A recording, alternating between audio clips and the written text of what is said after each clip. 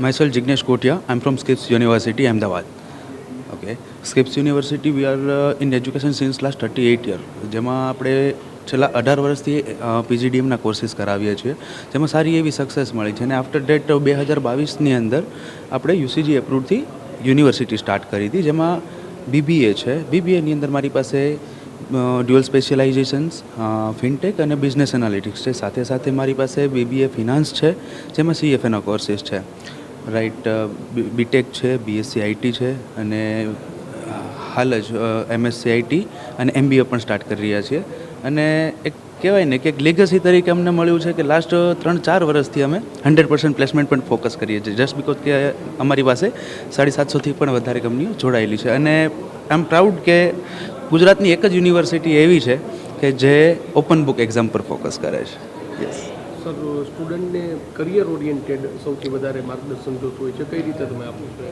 Yes, generally મેં જોયું છે કે સ્ટુડન્ટ ઘણીવાર કન્ફ્યુઝ થઈ જતા હોય છે કે 12મા ધોરણ પછી એમને શું કરવું છે, આફ્ટર 12th.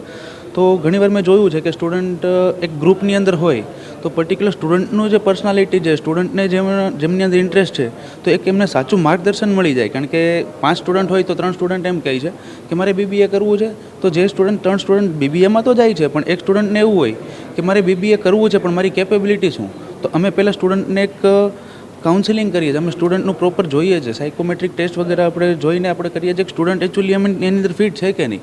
અને ખાલી સ્ટડી પર ફોકસ કરવું અને ખાલી થિયરી પર જવું, દેટ્સ બેટર કે આપણે થિયરીની સાથે સાથે જો પ્રેક્ટિકલ કરીએ તો સ્ટુડન્ટ કંઈ ના કંઈ એના કરિયરમાં આગળ વધે. દેટ્સ વાય કે અમે ઓપન બુક પર એટલા માટે જ ફોકસ છે કે 12મા સુધી તો સ્ટુડન્ટે ભણી લીધું છે, લખી લીધું છે બુકનું, બરાબર. પણ મેઇન વસ્તુ એ છે કે હવે કોલેજમાં એ કરિયર બનાવવાનું પહેલું પગથિયું છે.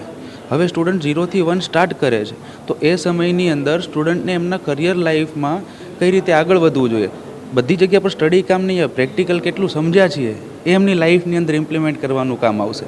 સો એ મહત્ત્વની વસ્તુ છે. તો હું બધા સ્ટુડન્ટને એ જ કહું છું કે એક થિયરીની સાથે સાથે તમે પ્રેક્ટિકલની અંદર પણ ફોકસ કરો, જેથી કરીને એક કરિયર ગોલ સારો બને.